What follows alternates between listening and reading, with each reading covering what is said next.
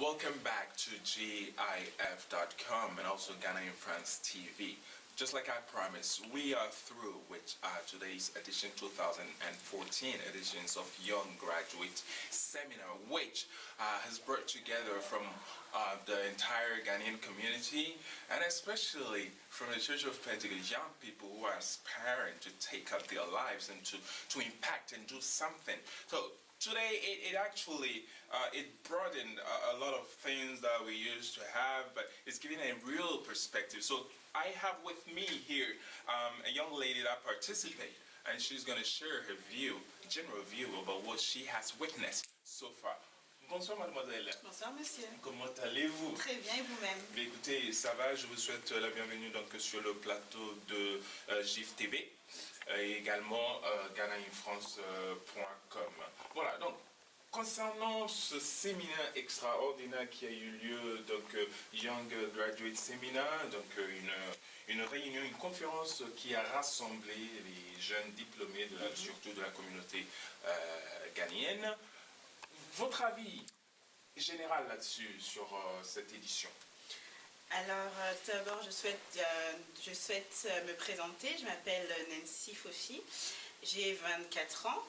Et c'est vrai que j'ai été diplômée l'année dernière dans l'immobilier. Et ce qui m'a plu dans ce séminaire, c'est que on a eu comme thème les finances, donc gérer ses finances. C'était un thème très intéressant car c'est un thème qui nous a tous touchés, étant donné qu'on rentre dans le monde du travail et qu'il va falloir apprendre à gérer nos ressources et nos revenus. Donc c'était quelque chose d'assez large qui m'a beaucoup plu et je pense que c'est un séminaire que je regrette même de ne pas avoir invité d'autres personnes pour y assister. Effectivement.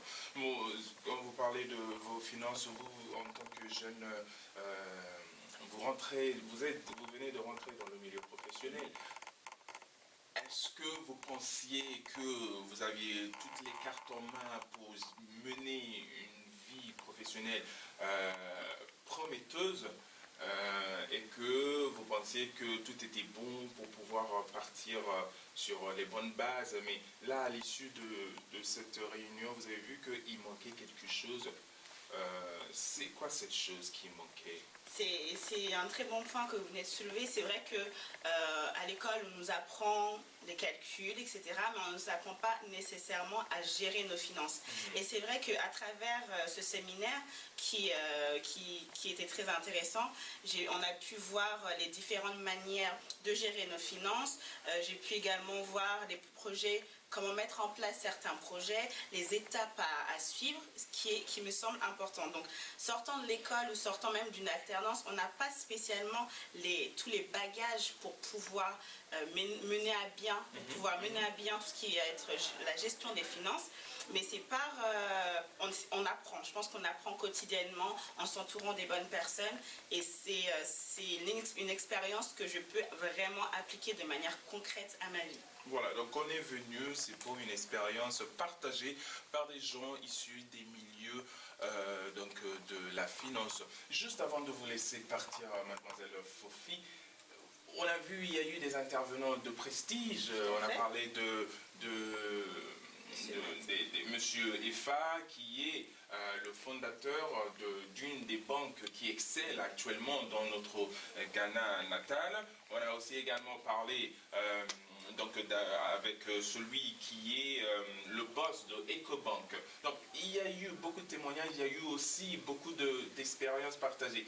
Quel point vous a beaucoup frappé dans tout ce qu'on a vu aujourd'hui, dans ces interventions différentes? Alors dans l'intervention, toutes les interventions étaient très pertinentes. Un point que je vais également garder, c'est tout le processus qu'a développé M. Maté concernant l'investissement.